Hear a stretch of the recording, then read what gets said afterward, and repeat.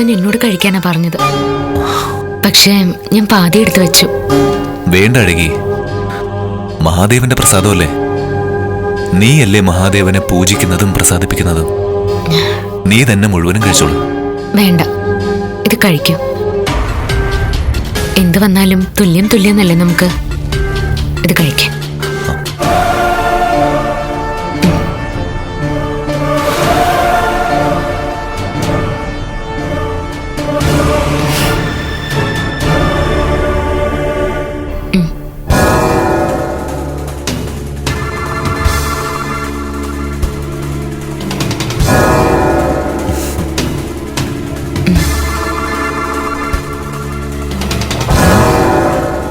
നല്ല സ്വാദ്. അമ്മ പാവം, ഒരുപാട് യാചിച്ചിട്ട് അത്രേ പ്രസാദം കിട്ടിയത്. അഴകി ശിവലിംഗത്തിൽ അർച്ചന ചെയ്യുന്നു കേട്ടപ്പോ മുതൽ അമ്മയുടെ കോപം എല്ലാം മാറി.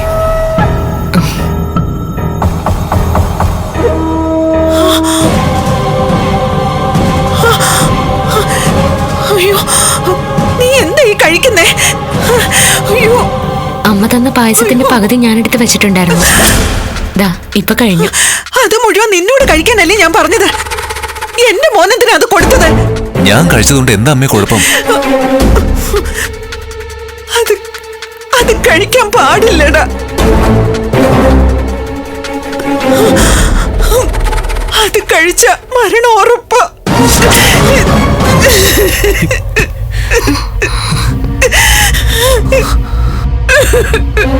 എന്റെ പരദൈവങ്ങളെ, എന്നെ ചതിച്ചല്ലോ.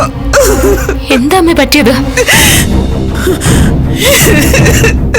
അമ്മ കാര്യം എന്താന്ന് വെച്ചാ പറയൂ. മോനെ, നിന്റെ ജീവൻ ആപത്താണ്.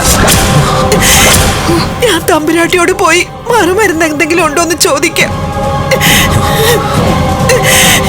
നീ മരിക്കുന്നത് കാണാൻ അമ്മയ്ക്ക് വയ്യടാ.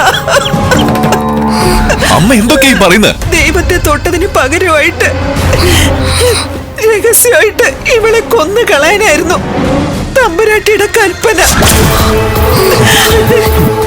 അതിനു വേണ്ടിയിട്ട് ഇത് തന്നു വിട്ടത്.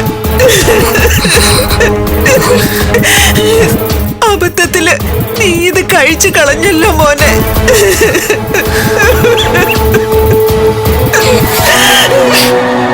ഇത്ര ദുഷ്ടയായിരുന്നല്ലേ അമ്മ? വേണ്ട, എനിക്ക് മറുമരുന്ന് ഒന്നും വേണ്ട. അഴകി മരിക്കുകയാണെങ്കിൽ അതിനൊപ്പം ഞാനും ചാവട്ടെ. ഇല്ല ഇല്ല, നിന്നെ എനിക്ക് മരണത്തിന് വിട്ടുകൊടുക്കാൻ പറ്റില്ലടാ.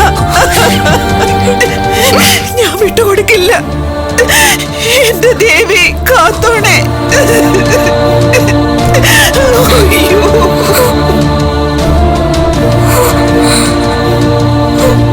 മഹാദേവ,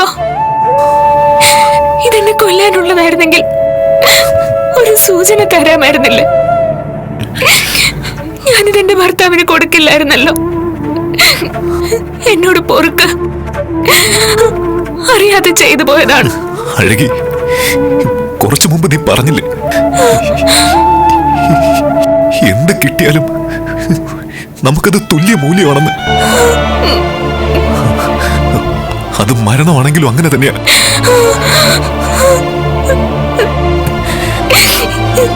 ഇല്ല, അങ്ങേക്കൊന്നും സംഭവിക്കാൻ ഞാൻ അനുവദിക്കില്ല. ഇല്ല. അഴകി, ഓം നമഃ ശിവായ, ഓം നമഃ ശിവായ, ഓം ശിവായ, ഓം നമഃ ശിവായ, ഓം നമഃ ശിവായ, ഓം നമഃ ശിവായ, ഓം നമഃ ശിവായ, ഓം നമഃ ശിവായ, ഓം നമഃ ശിവായ, ഓം നമഃ ശിവായ, ഓം നമഃ ശിവായ, ഓം നമഃ ശിവായ, ഓം നമഃ ശിവായ, ഓം